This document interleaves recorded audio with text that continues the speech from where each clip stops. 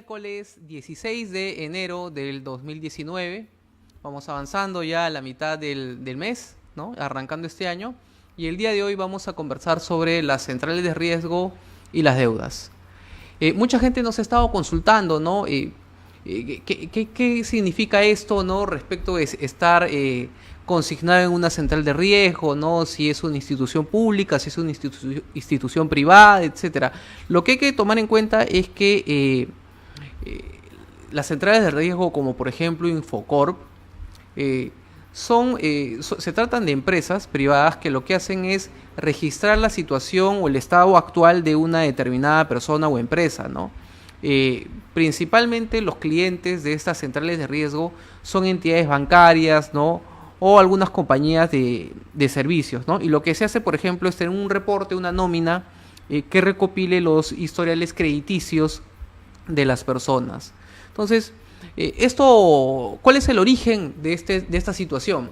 Por ejemplo, el origen de esta situación fundamentalmente se da a través de los mutuos, ¿no? Los llamados contratos de préstamo, en donde hay una persona que llega a un acuerdo con otra a efectos de prestarle una determinada suma de dinero y de que esta persona que está recibiendo la suma de dinero se comprometa a devolver el préstamo dentro de un determinado plazo. Como sabemos, hay diversos tipos de préstamos, ¿no? Hay diversas formas en las cuales se celebran los préstamos. Hay que recordar de que para la celebración de un préstamo no es necesario redactar un contrato, firmar un contrato, llevar este contrato a una notaría para que sea elevado a escritura pública, ni mucho menos que tenga algún tipo de inscripción. El contrato de préstamo no se le requiere esta formalidad. Por lo tanto, es válido que usted tenga un contrato de préstamo a través de un simple acuerdo verbal. Ahora, ¿qué es lo preferible? ¿Cuál es la situación ideal? Definitivamente, y mientras nos van llegando sus preguntas por nuestras redes sociales, lo fundamental en los contratos de préstamo es que estos contratos de préstamo, contratos de mutuo, se encuentren contenidos pues en un documento físico, ¿no? Pero si esto no se produjera, lo que señala la norma procesal correspondiente es que los contratos de préstamo, los contratos de mutuo, pueden acreditarse a través de cualquier otro medio de prueba que esté reconocido por ley. Por tanto, usted podría acreditar la existencia de un préstamo, por ejemplo, con un correo electrónico. Podría acreditar la existencia de un correo electrónico, por ejemplo, a través de mensajes de WhatsApp, a través de llamadas telefónicas grabadas, etcétera, ¿no? Entonces, en ese sentido es muy importante de que, al margen de que, por ejemplo, no contemos con un contrato escrito, sí contemos con otro tipo de elementos que den cuenta de la existencia, efectivamente, de que se ha dado un préstamo a una persona. ¿Correcto? Además, los contratos de préstamo están permitidos incluso entre los cónyuges, ¿no? Con lo cual no hay en definitiva algún tipo de afectación si es que el contrato de préstamo no está contenido en un documento en físico, digamos, una minuta, ¿no? Entonces, hay varias cuestiones que se presentan en el caso de los préstamos. Por ejemplo, una situación básica, ¿no?, que se presenta en los contratos de préstamo es, y a veces algunos clientes me señalan: doctor, yo he pedido un préstamo de 25,000 soles, por ejemplo, ¿no? Pero en el contrato de préstamo no señalamos, ninguna de las partes señaló cuál era el plazo para que yo devuelva ese préstamo. Entonces yo me siento tranquilo de que, como no hay un plazo contenido en el contrato, lo puedo devolver cuando yo quiera. ¿Es así?, me preguntan, y no es así, y hay que tener mucho cuidado, porque el hecho de que en el contrato no esté señalado, no esté debidamente identificado cuál es el plazo de devolución, es decir, si a mí me prestan el día de mañana 100,000 soles, está en un contrato que lo he redactado, que hemos firmado las partes, que incluso puede tener firmas legalizadas ante una notaría. Pero, ¿qué sucede? Este contrato no señala cuál es el plazo de devolución del préstamo. Lo que indica la ley es que Si no se señala cuál es el plazo el plazo de devolución del préstamo, se va a presumir que ese plazo se tiene que devolver en 30 días. Entonces, es evidente que para este tipo de situaciones, este plazo de 30 días contados desde la entrega, por ejemplo, de la suma de dinero, es fundamental y se desprende del texto de la ley.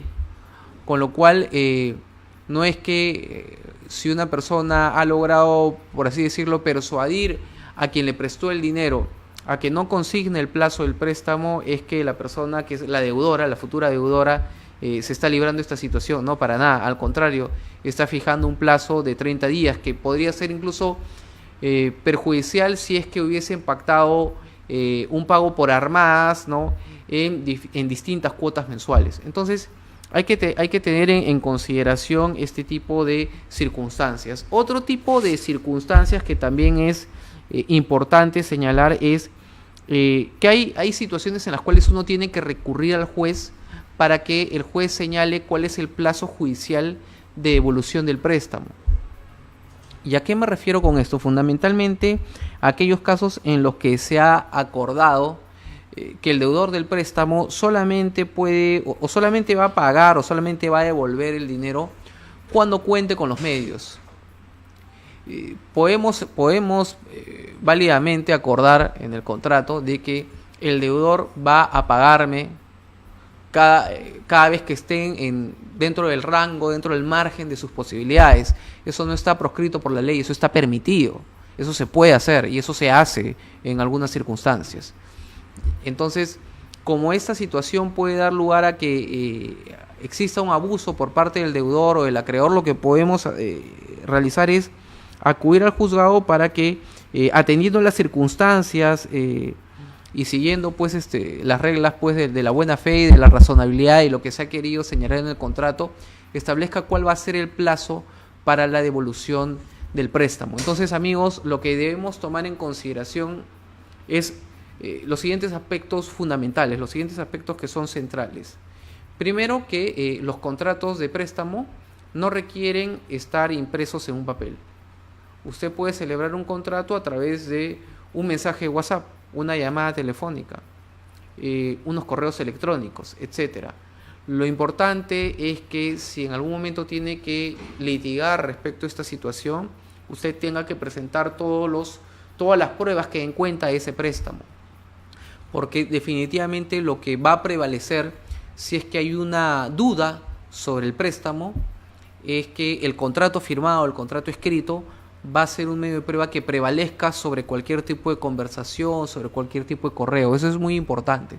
Si realmente está redactado, está firmado por las partes el contrato, ese contrato tiene validez o su efecto jurídico, su efecto de probar la existencia y los alcances del contrato de préstamo prevalece sobre cualquier otra cosa. Es decir, yo puedo haber firmado un contrato de préstamo con condiciones que por ahí me resulten perjudiciales, pero si tengo otras conversaciones de WhatsApp u otras correos electrónicos o algunas llamadas en la que estamos viendo en cómo variar esta situación, eso no cabe, no equivale a una adenda, a una modificación del contrato. Entonces, una vez que ustedes han suscrito el contrato, tienen que y quieren modificar las condiciones del mismo porque consideran de que ese préstamo se debería pagar en más cuotas y llegan a un acuerdo con el acreedor, esto tendría que estar consignado obviamente en una adenda al contrato, y en esa adenda se tendrán que señalar las modificaciones correspondientes. Entonces, amigos, en cuanto a lo que tiene que ver con los contratos de préstamo, es decir, los mutuos, tenemos una serie de situaciones muy interesantes. Por ejemplo, hasta hace poco me tocó ver un caso muy particular que consistía en que como consecuencia de un negocio, ¿no? De un negocio entre dos personas, una había terminado adeudándole una cantidad cercana a los $60,000 a la otra, ¿no? Y lo que se hizo fue iniciar una negociación Y en el marco de esta negociación, lo que hicimos fue celebrar una transacción extrajudicial, ¿no? Un acuerdo extrajudicial en el que se indican cuáles son las modalidades de pago, cuáles son las formas en las que el pago va a ser, pues, evidentemente cancelado. Y en el marco de esta situación, el abogado de la contraparte pidió de que las cuotas mensuales que iban a servir para pagar este préstamo en dólares se cumplan. Evidentemente que si 2 o 3 cuotas no eran cumplidas, la parte acreedora tenga la facultad de resolver la transacción y solicitar el pago de todas las demás cuotas. Es decir, si yo me adeudo, si son 15 o 16 cuotas y yo me retraso en 3 o 4, establezco en la transacción extrajudicial de que al cuarto incumplimiento consecutivo, por ejemplo, yo pueda dar por vencidas todas las demás cuotas, con lo cual ya puedo reclamar el íntegro de lo que se me esté adeudando en ese momento, ¿no? Entonces, esa es una facilidad, evidentemente, pero el abogado de la contraparte lo que planteó fue de que en garantía de ese pago, en garantía de ese compromiso por cumplir con el pago de las cuotas mensuales, se firmen títulos valores, específicamente letras de cambio, ¿no? Entonces hay que tener mucho cuidado aquí, amigos, porque ¿qué es lo que sucede? No se puede, ya existen pronunciamientos de la Corte Suprema, lo que llamamos resoluciones judiciales reiteradas de la Corte Suprema, que vienen a ser jurisprudencia de la Corte Suprema, señalando de que las letras de cambio, los cheques, nunca pueden ser emitidos para garantizar un préstamo.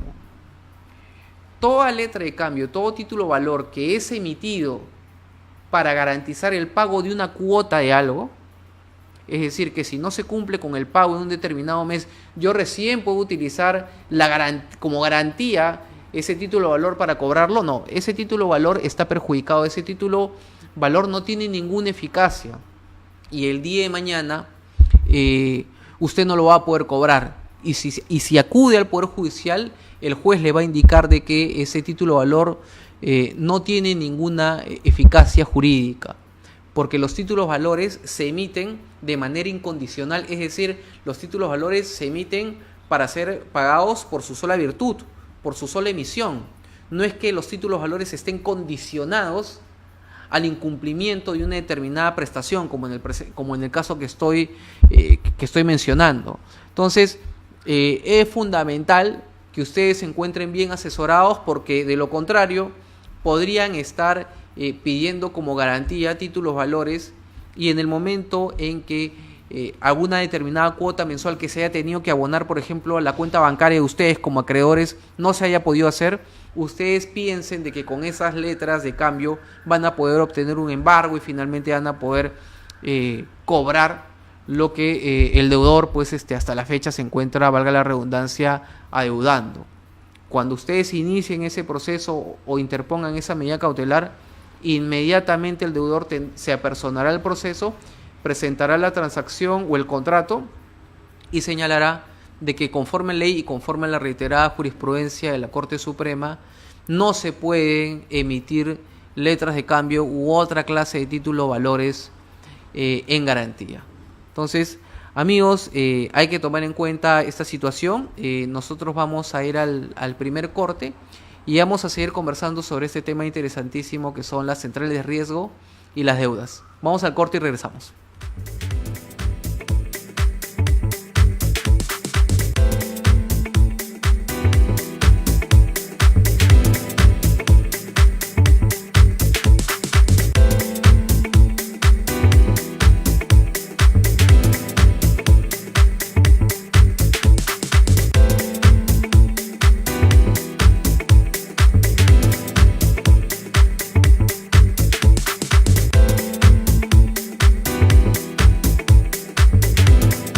Me gusta tu silencio.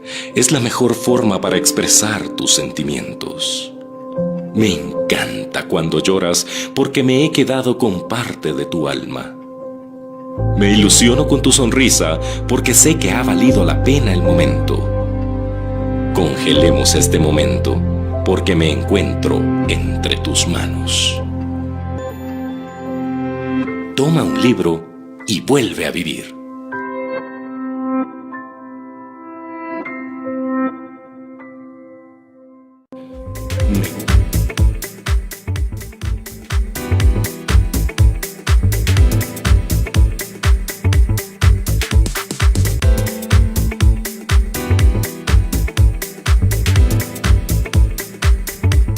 Amigos, regresamos con la siguiente parte del programa Actualidad y Derecho. Estamos conversando sobre centrales de riesgo y deudas.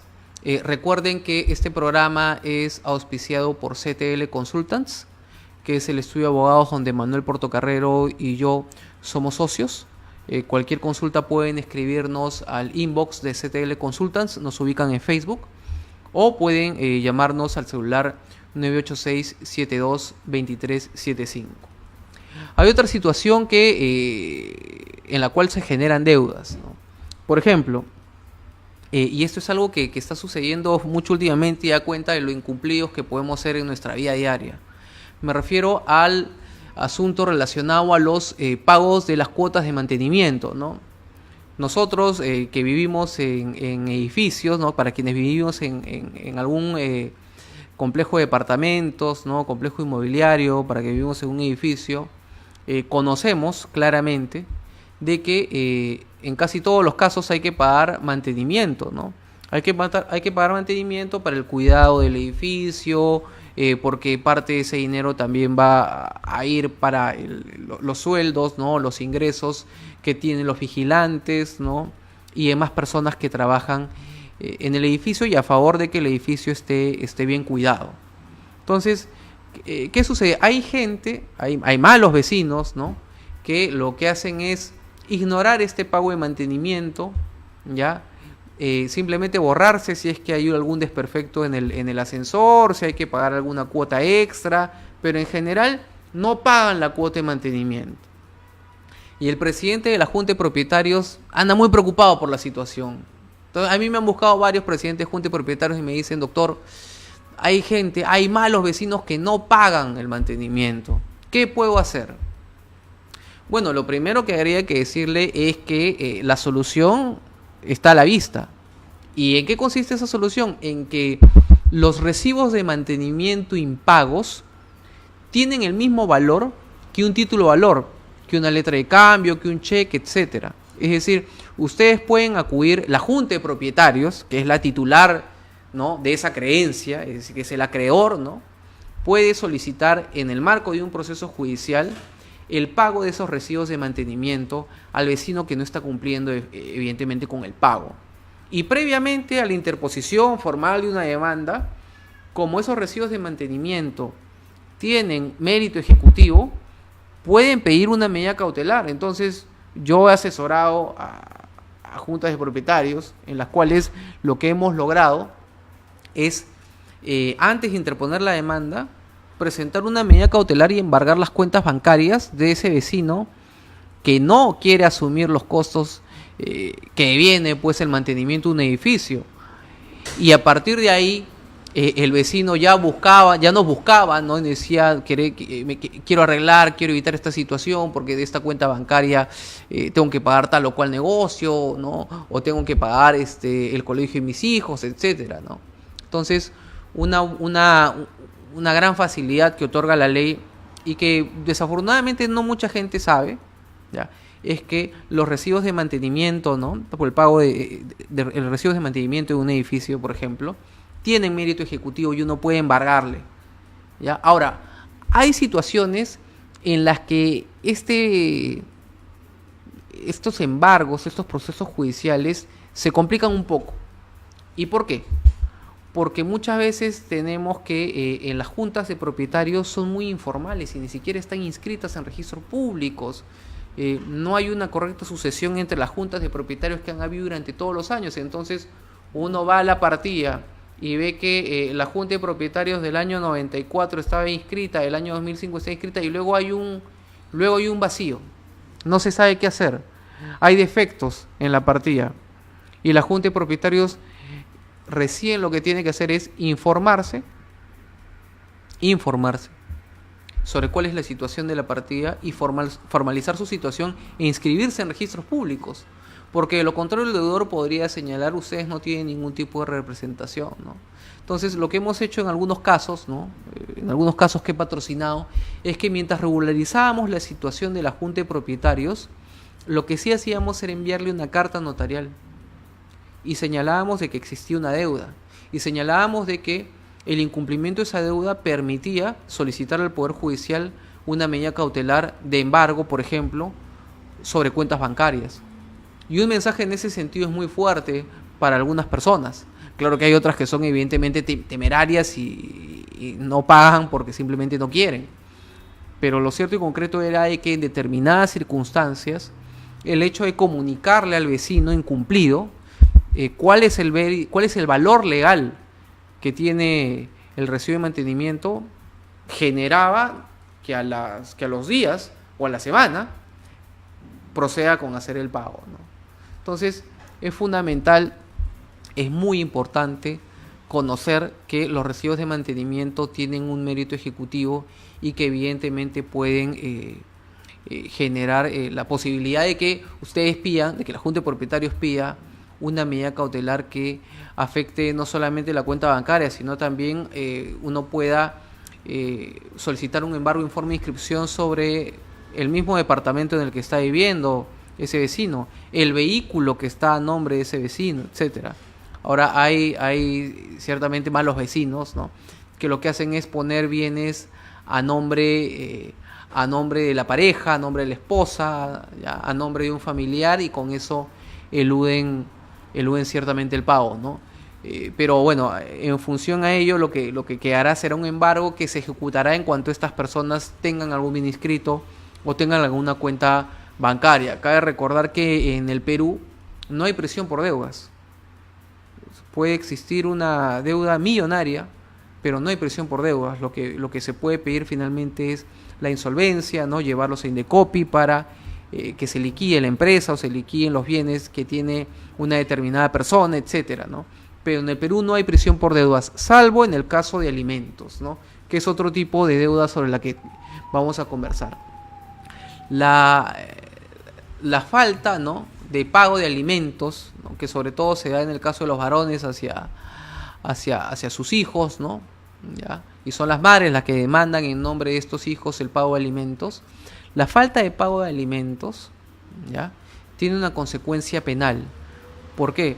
Porque si luego de que exista un mandato judicial ordenando el pago de una determinada pensión de alimentos y esta no es pagada, lo que se genera es un delito, y es la comisión del delito de omisión de asistencia familiar. Hay juzgados penales que están atiborrados de carga procesal sobre estos casos. Hay gente que está actualmente purgando una condena privativa de la libertad por no pagar alimentos. Entonces, ojo con esta situación, porque las deudas en el caso de alimentos tienen consecuencias penales, es cierto, pero también generan otro tipo de complejidad, como sea en el caso de que se ordene el impedimento de salida del país. Esto es gravísimo, ¿no? O la captura, incluso ha habido casos en donde se ha ordenado la captura internacional del deudor de los alimentos, ¿no? Entonces, hay que ser muy claro en ese sentido, ¿no? Y también saber cuándo realmente uno como demandante no puede solicitar más, porque hay que recordar que si yo tengo una deuda por alimentos, mis remuneraciones, por ejemplo, solamente pueden ser afectadas hasta un 60%, mi CTS hasta un 50%, más allá de eso no. Entonces, ¿qué tipo de artimaña han tratado de esbozar algunos, han tratado de trabajar algunos padres, algunos malos padres, ¿no?, en connivencia con algunos malos abogados, también hay que decirlo, para eludir el pago de la pensión de alimentos? Es que, por ejemplo, hay un señor que tiene varios hijos, ¿ya? Pongamos un número arbitrario, que tenga 3 hijos. Y lo que hace este padre para no pasarle alimentos a todos sus hijos es bueno, se pone de acuerdo con la madre de uno de estos 3 hijos y con uno acuerda pues de que los ingresos que le dará será el 60% de lo que él gana. Y se van a un centro de conciliación y firman un acuerdo en ese sentido. Pero ese es un acuerdo simplemente para la formalidad, porque en realidad él tiene una muy buena relación con la madre de su hijo y le pasa un importe mucho menor. Pero con esa acta, ya ante todos, indica que está pagando por un hijo el 60% de sus ingresos. Y con eso, cuando los otros hijos soliciten a través de sus madres, que son sus representantes legales, el pago de una pensión de alimentos, este deudor lo que dirá es: yo ya tengo un acuerdo y el 60% es lo máximo de ley, no puedo pagar más, lo siento, ¿no? Entonces hay que investigar claramente si es que se puede pedir la nulidad de estos acuerdos de conciliación, porque hay diversos casos en los cuales esto se presenta, ¿no?, con una evidente mala fe. Estos acuerdos de conciliación por alimentos se celebran con una evidente mala fe, y lo que yo he visto en algunos casos es que estos acuerdos de conciliación por pago de alimentos ya no solamente se hacen con los hijos, sino también en connivencia con los padres. Hay un deber de alimentos a favor de los padres.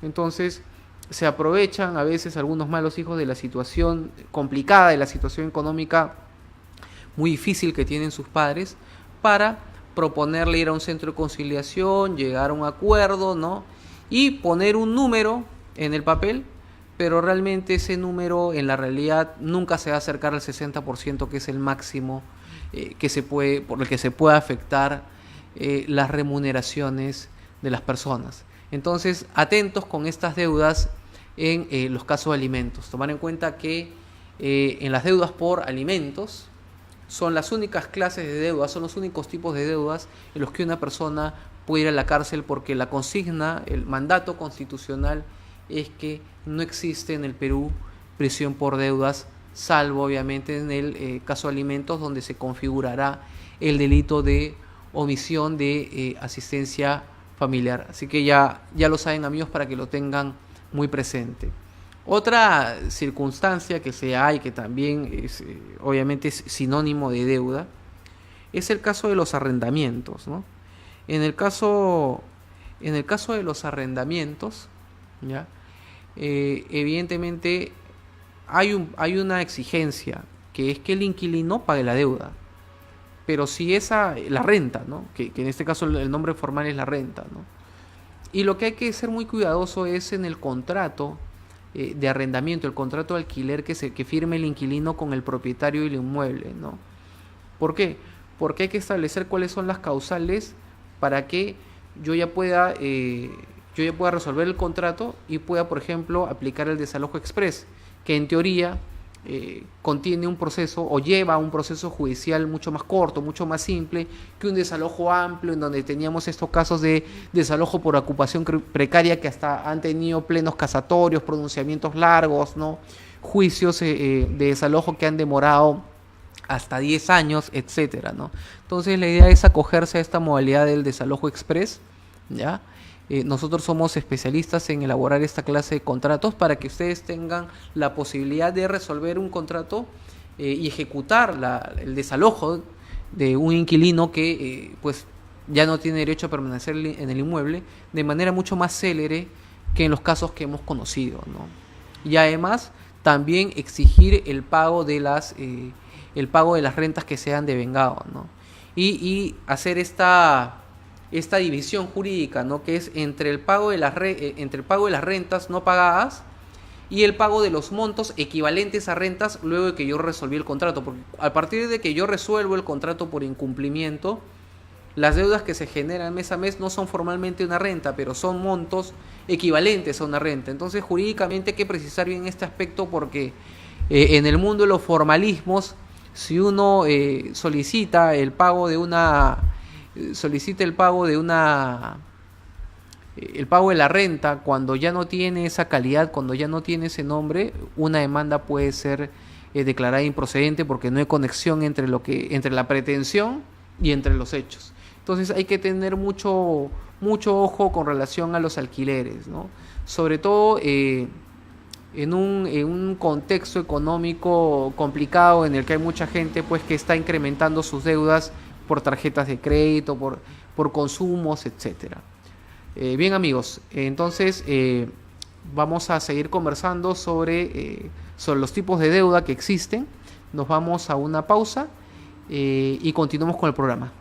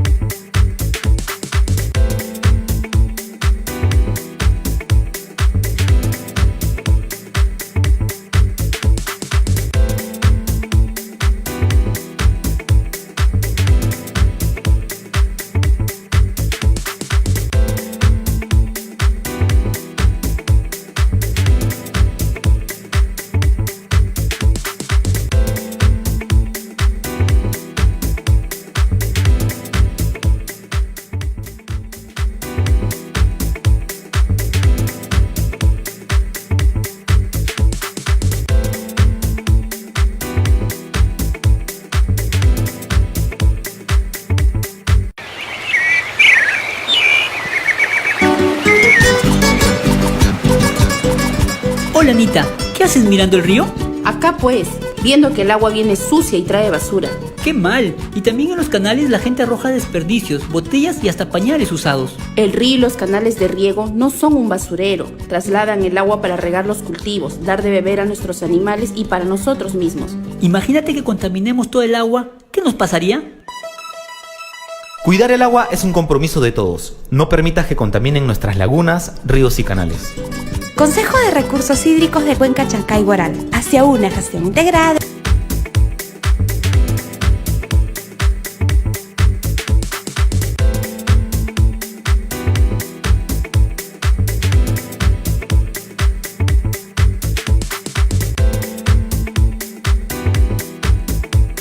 Bueno amigos, regresamos con el tema de hoy, ¿no? Que es centrales de riesgo y deudas. ¿Qué problemas pueden surgir si es que estoy, por ejemplo, en una central de riesgo? Por ejemplo, como Infocor. Hay distintos niveles, hay que ser muy claro, hay distintos niveles de reporte en Infocor, ¿no? Está el nivel normal, por ejemplo, en el que uno tiene pocos días de endeudamiento, ¿no? 8 o 10 días. Luego está clasificación de cliente con problemas potenciales, cliente deficiente y cliente pérdida, ¿no? Que es la más perjudicial, ¿no? Pero ¿cuáles son las consecuencias de, por ejemplo, estar inscrito en una central de riesgo como deudor? Hay diversas circunstancias. Por ejemplo, si ustedes están en una central de riesgo y quieren alquilar un inmueble, el propietario o no les va a alquilar el inmueble o va a establecer una renta por un monto mayor y una garantía por un monto mayor a lo que sería una relación comercial normal, porque el riesgo que está asumiendo es mayor y por lo tanto el ingreso inmediato que debe tener obviamente debe ser mayor. Otro perjuicio que se ve, por ejemplo, es en algunos cuando uno postula un trabajo. Cuando uno postula un trabajo, se hace la indagación y esta persona está reportada en Infocor. Hay casos en los cuales algunas empresas no lo dicen expresamente, pero prescinde de esa persona, porque si una persona no maneja bien sus cuentas, ¿qué tipo de trabajo podría estar haciendo, ¿no? Puede sonar un poco arbitrario, pero lo cierto es que se maneja ese criterio, ¿no? Otra situación es la típica con los bancos. ¿Qué sucede qué sucede con los bancos, ¿no? El banco ve que uno está reportado en Infocor y va a ser muy difícil que le dé un préstamo, salvo que uno cuente con una garantía importante, ¿no? Y en este caso, las garantías que se piden son por lo general inmuebles, algún departamento, alguna casa, ¿no? Hay que tomar en cuenta que uno puede, por ejemplo, hipotecar un inmueble varias veces. Yo he visto varios casos en los cuales hay un inmueble interesante, hay un inmueble muy bueno, ¿no? Y que tiene 2 hipotecas, porque el propietario ha pedido 2 préstamos a 2 bancos. Y los bancos han decidido asumir el riesgo de, por ejemplo, ser los segundos acreedores hipotecarios, es decir que si no se cumple con el pago del préstamo y hay que ir a un proceso judicial para ejecutar la garantía hipotecaria, el banco que está en segundo lugar tiene claro de que luego de que cobre el primer banco va a haber un saldo para que él reciba el pago por la creencia correspondiente, ¿no? Pero estamos hablando de casos un poco especiales porque no todos ciertamente pues cuenta con un inmueble interesante que permita que un banco, que dos bancos constituyen hipoteca. Entonces, por eso el estar inscrito ante Infocor o ante cualquier central de riesgo resulta perjudicial, ¿no? Algunos me dicen, y podría dar en garantía mi vehículo. Eso sucede, pero en pocos casos. ¿Por qué? Porque los vehículos se deprecian mucho. Los inmuebles, por el contrario, alguien que compró a $20,000 o $25,000 en los años 80, hoy puede estar teniendo una propiedad por 10 veces más, por 20 veces más. En cambio, los vehículos se van depreciando año por año. Entonces, va a estar un poco complicado, por ejemplo, que un banco acepte esa garantía. Salvo en algunos casos con préstamos entre persona y persona, ¿no? Algunas personas con negocio, algunas empresas pequeñas, que más que un vehículo lo que pueden ver es una maquinaria, ¿no? Bueno, esta maquinaria puede servir para mi negocio, ¿no? Yo que me dedico al tema de construcción o me dedico al tema de pequeña minería, de minería artesanal, esta maquinaria me resulta interesante, ¿no? Y mientras esta persona no me pague el préstamo, bueno, si no me paga el préstamo, yo tengo esta garantía, ¿no? Entonces son circunstancias en las cuales encontramos bienes que son alternativas a los inmuebles, ¿no? Que definitivamente son lo más seguro para cualquier acreedor, porque el vehículo puede está en posesión, por lo general está en posesión del deudor, ¿no? Y el deudor el día de mañana desaparece la maquinaria, desaparece el vehículo y no hay forma de uno realmente garantizarse, ¿no? De uno realmente tener una garantía por la deuda. En cambio, el inmueble está ahí fijo, no se va a ir a ningún lado. Si el deudor vende el inmueble, la hipoteca persigue el inmueble, es decir, el nuevo propietario va a tener que asumir de que existe una hipoteca y si esa hipoteca no se paga, ese inmueble va a ser rematado. Entonces, hay que tener en cuenta pues el énfasis tan importante que tienen los inmuebles, ¿no? Que tienen los inmuebles sobre todo para las instituciones bancarias, ¿no? Otro problema clásico con la deuda, ¿no? Es el tema de las tarjetas de crédito, ¿no? La morosidad en el Perú se ha incrementado exponencialmente, ¿no? Y si bien es cierto, es importante, es interesante de que haya un mayor consumo en el país. Lo cierto es que hoy hay más consumo que en cualquier otra época, ¿ya? Hay mucho consumo con tarjetas de crédito, hay muchas compras por internet, muchas compras para viajes, muchas compras para distintos servicios, etcétera. Hoy más que nunca estamos ante una situación de consumo boyante, pero lo cierto es que esta situación de consumo tan grande lo que está conllevando es a generar una deuda, a generar unas deudas que pueden resultar impagables.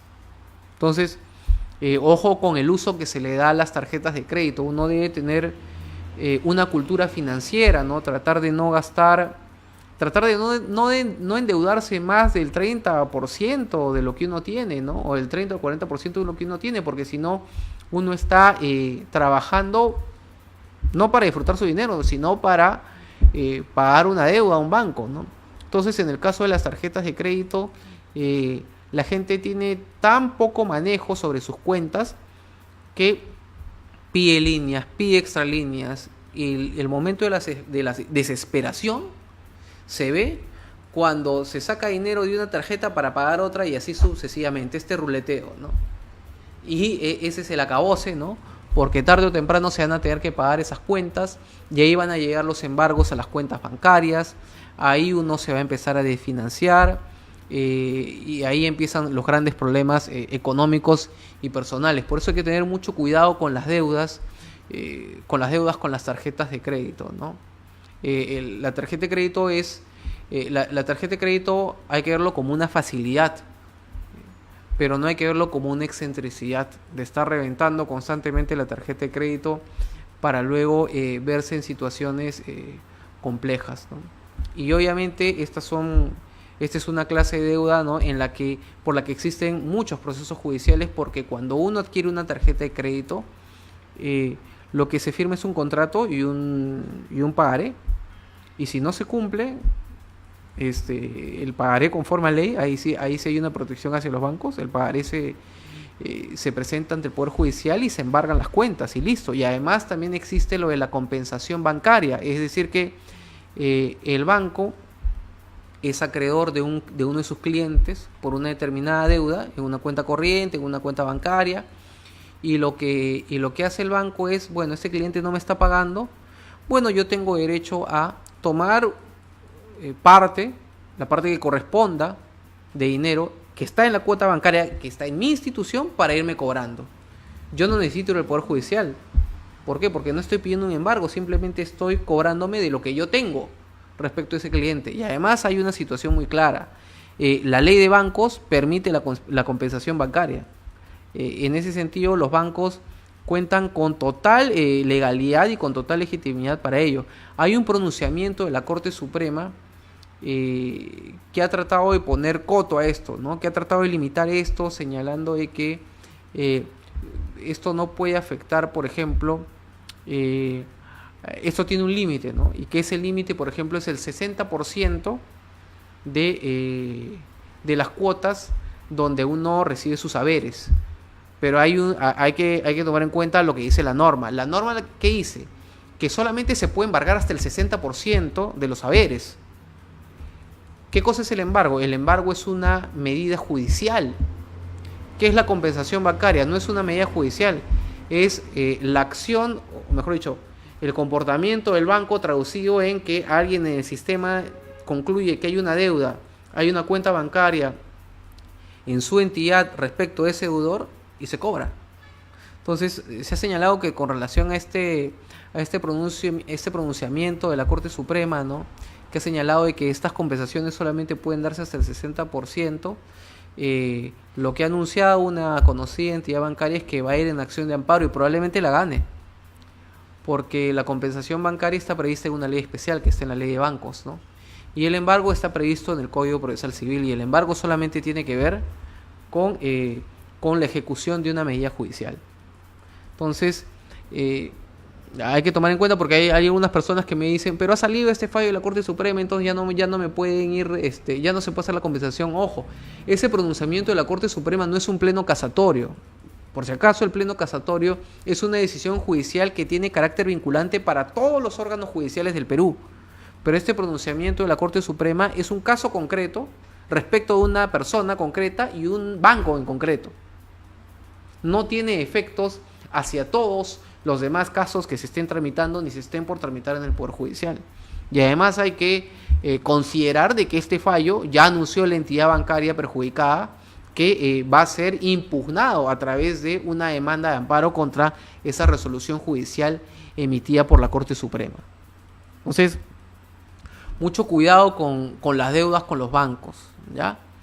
Salvo de que haya operado la prescripción, ¿no? Es decir, hayan pasado, por ejemplo, los 10 años para cobrar una deuda. Si un banco me quiere cobrar una deuda, pero ya ha vencido el plazo de 10 años para que esto se requiera a nivel judicial, lo único que yo tengo que hacer es presentar un escrito denominado excepción de prescripción extintiva, ¿no? Y en ese escrito yo señalaré que ya transcurrió el tiempo de ley, y lo que hará el juez es declarar fundada mi excepción, amparar lo que yo estoy alegando y archivar definitivamente el caso, con lo cual concluirá el proceso. Ojo que muchas personas y muchos clientes con los que converso me dicen, sí, doctor, pero cuando ocurre esto de la prescripción, entonces ya no me preocupo por defenderme ni por decir nada. Ojo con eso. La prescripción de una deuda, la prescripción extintiva de una deuda, que es el nombre legal y correcto, ¿ya?, solamente va a funcionar en un proceso judicial si es que yo lo ejerzo dentro del plazo que corresponde al proceso en el cual me demanden. Si me demandan el pago de una suma de dinero y esa deuda ya prescribió, si yo no presento mi escrito de excepciones dentro de los 5 días, dentro de los 10 días, dentro del plazo que corresponda a la vía procedimental de ese proceso, el caso sigue. Si es que a mí se me pasó un día del plazo que yo tenía conforme a la norma procesal para presentar mi escrito, el juez ya no lo puede declarar de oficio. El juez solamente puede declarar la prescripción extintiva de una deuda o de la acción judicial que reclama una deuda, para utilizar términos correctos. Solamente el juez puede declarar fundado a esta excepción si es que la parte que se beneficie la misma lo solicita. Si no se solicita, el juez está prohibido de declarar de oficio que la deuda ha prescrito.